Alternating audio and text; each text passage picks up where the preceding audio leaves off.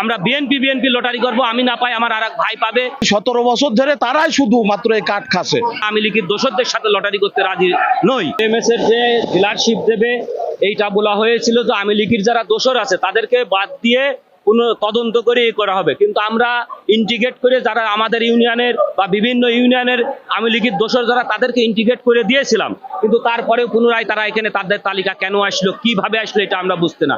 আমরা লটারি করব, আমাদের বিএনপির যারা লোক, আমরা বিএনপি লটারি করব, আমি না পাই আমার আরেক ভাই পাবে, বিএনপির লোক পাবে, কিন্তু আমরা আমি লীগের দোসরদের সাথে লটারি করতে রাজি নই।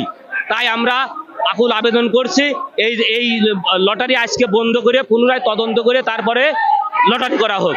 এমএস এর ডিলারই শুধু না, এই 17 বছর ধরে এই যাদের নামে কাট করা হয়েছে, এই 17 বছর ধরে তারাই শুধু মাত্র এই কাট খাচ্ছে। নতুন করে এই কাটগুলো বাতিল করে অনেকেই আছে, এর ভিতরে অনেকেই ভালো হয়ে গেছে। এই সমস্ত এই কাটগুলো আওয়ামী লীগের লোকজন খাচ্ছে।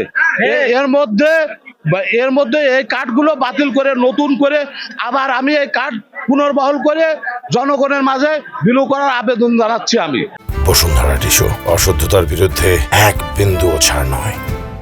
একাধিকবার যাচাই বাছাই করার পরেও লটারি হচ্ছে না, এটা কিছুটা স্বার্থ কেন্দ্রিক চলে যাচ্ছে।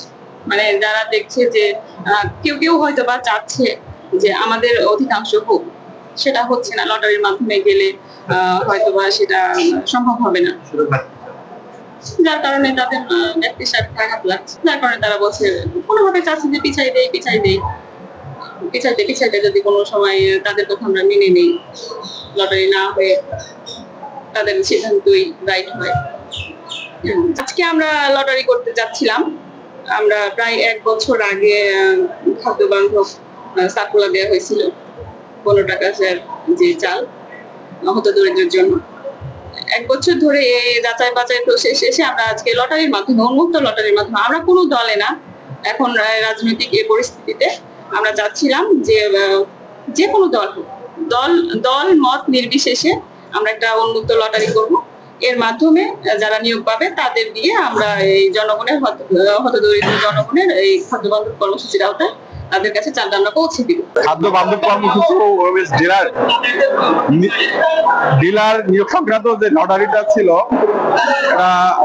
কিছু লোক অভিযোগ দিয়েছে। সেই অভিযোগের প্রেক্ষিতে আমরা একটা ডিসিশন নিয়েছি যে আজকে লটারি কার্যক্রম স্থগিত থাকবে। আমরা যার বিরুদ্ধে সুনির্দিষ্ট অভিযোগ রয়েছে প্রমাণ সহ তার বিরুদ্ধে অভিযোগ দেওয়ার জন্য সবাইকে বলেছি। তারা আগামী 2 দিনের মধ্যে আমাদের কাছে লিখিত অভিযোগ দিবে। আমরা তদন্ত সাপেক্ষে তার নাম, আমরা যদি মনে হয় যে সে আসলেই কোনো অবৈধ কাজে বা কোন সন্ত্রাসী কর্মকাণ্ডে জড়িত ছিল, তাদের নাম আমরা বাদ দিয়ে আমরা আবার নতুন সোমবারে সকাল 11টায় আমাদের লটারি কার্যক্রম শুরু করব।